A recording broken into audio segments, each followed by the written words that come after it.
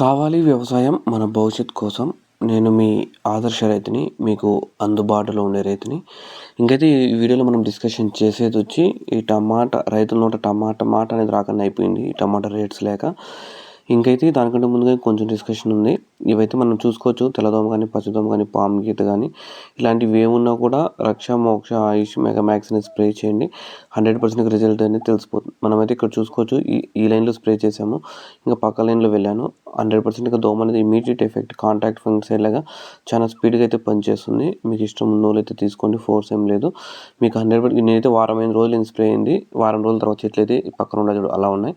ముందైతే చెట్లు అనేటివి ఈ బొమ్మలో ఉన్నట్లు సైడ్ బొమ్మలో ఉన్నట్లయితే ఉన్నాయి. మీరు ఒకసారి ట్రై చేయండి అంతే. Okay, thank you. ఇంకా రైతు నోట అయితే మాట రాకుండా అయితే అయిపోయింది. ఎందుకంటే ఈ టమాటో ధరలు అనేటివి పూర్తిగా కొలాప్స్ అనేది అయిపోయినాయి. ఎంత కొలాప్స్ అంటే పెద్ద బాక్సే 230 కేజీల బాక్స్ 200 ధరకు అయితే వచ్చేసింది. కేజీ 10 రూపాయలు కూడా అయితే పోవడం లేదు. అంత ధరకు అయితే వచ్చేసింది. ఎందుకు అంటే రీజన్స్ అనేటివి ఇప్పటికైతే టోటల్గా నాకు తెలిసి నవంబర్లో డౌన్ అయిపోయింది. నవంబర్ అయిపోయింది, డిసెంబర్ అయిపోయింది, జనవరి అయిపోయింది, ఫిబ్రవరి కూడా అయిపోతుంది. ఇప్పటికి 4 నెలలు డౌన్ అయింది. 120 రోజులు అయితే అవుతుంది డౌన్. ఎప్పుడు నవంబర్లో టమాటా నాటిన కాయలు అయిపోయినాయి. డిసెంబర్లో నాటిన వాళ్ళు, ఫస్ట్లో నాటిన వాళ్ళు అయితే ఇప్పుడు కూడా అయితే కాయలు వస్తున్నాయి. చలికాలంలో ఏమన్నా లాస్ట్ ఇయర్ అయితే చలికాలంలో రేట్ ఉండేది. జనవరి ఫిబ్రవరి మనకు కూడా కాయలు వచ్చాయి లాస్ట్ ఇయర్. అప్పుడు కూడా అయితే రేటు ఉన్నాయి. అప్పుడైతే బచ్చా పడిపోయినాం. నేనైతే బచ్చా పడిపోయినా అంటే లక్ కలిసి వచ్చింది. కాబట్టి ఆ ఇయర్ అయితే కొంచెం ముందుకైతే సక్సెస్ఫుల్గా గెట్ ఆన్ అయిపోయాం. అప్పుడు 500-600 పోతుంది చలికాలంలో. కానీ ఈసారి ఫుల్ ఆపోజిట్ అయిపోయింది. ఎందుకు లాస్ట్ ఇయర్ చలికాలంలో వచ్చింది అని ఈ ఇయర్ చలికాలంలో కూడా పెట్టారు. అది అనేది మిస్ మ్యాచ్ అయిపోయింది.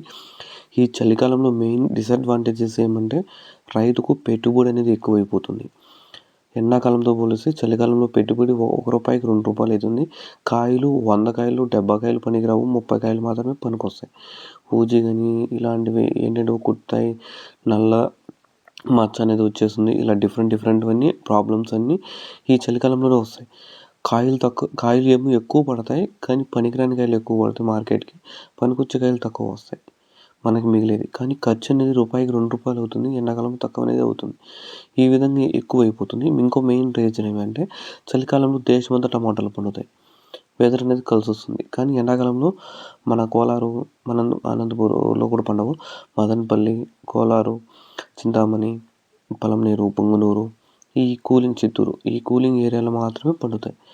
ఈ 3 జిల్లాలు చిత్తూరు డిస్టిక్, అన్నమయ్య డిస్టిక్, తిరుపతి డిస్టిక్లో కొంత ఏరియా వరకు పండితే, లేకపోతే కోలారు అంతే, బెంగళూరు ఏరియా, చిత్రదుర్గ అక్కడ ఏమైనా ఒక ఏరియా ఒక సైడ్ పండొచ్చు. ఈ విధంగా ఉండడం వల్ల ఏమవుతుందంటే ఈ దాంట్లో కొంచెం క్లైమేట్ అనేది కూల్గా ఉంటుంది. అప్పుడే పండించుకోవాలి. అప్పుడు పండిస్తే రేట్ అనేది కొంచెం పెరిగే ఛాన్సెస్ ఉంటాయి. చలికాలంలో పెట్టినామనుకో దేశం అంతా పండుతాయి. ఎఫెక్ట్ అనేది ఎక్కువ పడుతుంది. ఒక్కొక్క ఇయర్ ఒక్కో తర అయితే రేట్స్ అనేటివి ఉంటాయి.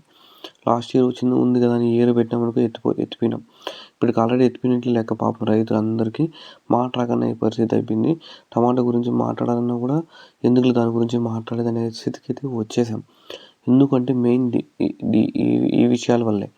ఎందుకంటే సరైన ప్లానింగ్ అనేది చేసుకోకపోవడం వల్ల లాస్ట్ ఇయర్ ఏమైపోయింది, ఏప్రిల్ 15 నుంచి నవంబర్ అప్ టు అక్టోబర్ వరకు అమ్మేసింది. 6 నెలలు వరుసగా. ఎవరు నాటినా కూడా రేట్లు అనేది వచ్చేసినాయి, డబ్బులు వచ్చేసింది అందరికి. కానీ మళ్ళీ ఏమైపోయింది, ఇప్పటికి 4 నెలలు అయిపోయింది డౌన్ అయిపోయి. మళ్ళీ ఎవరు నాటినా కూడా రేట్ అనేది లేదు. ఎఫెక్ట్ అనేది పడిపోయింది. ఎందుకంటే ఈ నవంబర్ డిసెంబర్లో నాటిన వాళ్ళు కూడా ఇప్పుడు జనవరి ఫిబ్రవరి 2 నెలలు 3 నెలలు అయిపోతుంది వాళ్ళకి. డిసెంబర్ అయిపోయింది, జనవరి అయిపోయింది. ఇప్పుడు వాళ్ళకు కాయలు అవుతుంది. వాళ్ళ కథ కూడా అయిపోయింది. ఇప్పుడు పెరగలేక ఏం చేసుకోలేక అయితే ఉన్నారు. ఎకరాకి 2 నుంచి 3 లక్షల రూపాయలు ఇన్వెస్ట్మెంట్ వస్తుంది. ఇప్పుడు రేటు నీకు పెద్ద కాయలు పడితే 3 కోతలు పడతాయి అంతే. 3 కోతలు పడినా కూడా మనకి టాప్ రేట్ అనేది పోవు. 200 పోయినా ఒక ఎకరాకు వచ్చి 500 బాక్సులు కట్టేది 200 అట్లా పోయినా కూడా మనకు 1,00,000 అంటే దాంట్లో మళ్ళీ మిగిలిన ఖర్చులు, స్ప్రేయింగ్, మిగిలిన ఖర్చులు, కూలీలు, బాయిలు, ట్రాన్స్పోర్ట్లు అవన్నీ వేసుకుంటే ఏంది మిగలదు. మళ్ళీ కాయలంతా 3 కోతల నుంచి 4 కోతల నుంచి కాయలు అనేది చిన్నవి అయిపోతాయి. మళ్ళీ 100 రూపాయల నుంచి 150కి పోతాయి. ఇప్పుడు వచ్చిన సిచ్యువేషన్లో పెద్ద బాక్సులు 30 కేజీల బాక్సులు మదనపల్లిలో ఈ విధంగా పోతే అయితే ఏంది మిగలదు. 2 నుంచి 3 లక్షల రూపాయలు పెట్టుబడి అవుతుంది. కాబట్టి మీరు ప్లాన్ చేసుకునేటప్పుడు మీ ఇంట్లో ఏదైనా కానీ సెకండరీ సోర్స్ అనేటివి ఇన్కమ్ వచ్చేట్టుగా ఉండేటంటే ప్లాన్ చేసుకోండి. సెకండరీ ఇన్కమ్ ఉండడం వల్ల ఏమంటే ఈ టమాటో లాస్ వచ్చినా కూడా మిగతా పంటలు దొబ్బుకునేది ముందుకు గెట్ ఆన్ అయ్యి వెళ్ళిపోవచ్చు. అలా కాకుండా టమాటా మీద నమ్ముకొని ఉన్నామనుకో 100%గా రోడ్డు మీదకైతే మన ఫ్యామిలీలు అనేటివి వచ్చేస్తాయి. కాబట్టి కొంచెం చూసుకొని అయితే స్ప్రే కొంచెం టమాటా పెట్టుకోండి. ఎందుకంటే ఇప్పుడు హెవీ ఇన్వెస్ట్‌మెంట్ ఫర్టిలైజర్స్‌కి 1,00,000 కావాలి, కట్లకు 1,00,000 కావాలి, ట్రాక్టర్లకి, పురికి, కూలోళ్ళకి, ఇంకా మీ ఖర్చులు, పంపులు, స్ప్రేయింగులు, కొట్టే వాళ్ళకి ఇచ్చేటికి ఇవన్నీ లెక్కలేసుకుంటే లక్షలు కూడా సాలడం లేదు. కాబట్టి కొంచెం జాగ్రత్తగా ప్లాన్ చేసుకోండి. అన్ని జాగ్రత్తగా ప్లాన్ చేసుకునేది మన చేతుల్లో ఏముండదు. మన ప్లాన్ ఒకటైతే ఉంటే దేవుని ప్లాన్ అయితే ఇంకోటి అయిపోతుంది. ఈ గవర్నమెంట్స్ అనేటివి అయితే పట్టించుకోవడం లేదు ఊరివే. కాబట్టి ఏదో ఒకటి ఆల్టర్నేట్‌గా ప్లాన్ చేసుకోండి. ఒకవేళ ఈ పంట వదులు రాకపోయినా మీకు కుటుంబంలో ఇంకో ఆల్టర్నేట్ డబ్బులొచ్చే మార్గం అయితే ఎంచుకోండి. టమాటా నేను చెప్పే సేద్యం ఒకటనే కాదు. ఈ టమాటా వేరే పనులు ఏవి పెట్టినయితే మీరు చూసుకోండి. రెండో ఇన్‌కమ్ వచ్చేట్టుగా చూసుకోండి. ఎందుకంటే రెండో ఇన్‌కమ్ వచ్చిందనుకో కొంచెం గెటానైతే మనమైతే అయిపోవచ్చు. ఆ విధంగా ప్లాన్ చేసుకొని కొంచెం సక్సెస్‌ఫుల్‌గా అయితే ముందుకు పోండి. ఎందుకంటే మనం అనేది మన కుటుంబం అనేది హ్యాపీగా ఉంటేనే రాష్ట్రం గానీ, దేశం గానీ ఇవన్నీ హ్యాపీగా ఉంటాయి. మనం లాస్‌లో లేకపోతే అందరూ లాస్‌లోకే ఉంటారు. మన వల్ల గవర్నమెంట్ రన్ అవుతున్నాయి. కాబట్టి మీరు 2, 3 రిసోర్సెస్ ఎక్స్ట్రాగా మనీ వచ్చేటివైతే ప్లాన్ చేసుకోండి. ఒకే రిసోర్స్ అయితే 100% దెబ్బ పడుతుంది మీకు. 100% రైతులకనే దెబ్బ పడుతుంది. చూసుకోండి, చేసుకోండి పర్ఫెక్ట్‌గా. ఇంకేమైనా ఉంటే డౌట్స్ కాల్ చేయండి. ఇలా డబ్బులు ఇస్తే రేట్లు చెప్తామన్నోళ్ళు ఇప్పుడు అడగండి. ఇంకా 5,000, 10,000 తీసుకొని డబ్బులు ఇచ్చుకొని చెప్పేవాళ్ళకైతే 100% దూరంగా ఉండండి. ఇప్పుడు కొంతమందికి చెప్పింటారు రైతులు వాళ్ళకి 100% దెబ్బ పడి ఉంటుంది. ఇప్పుడన్నా కోలుకోండి.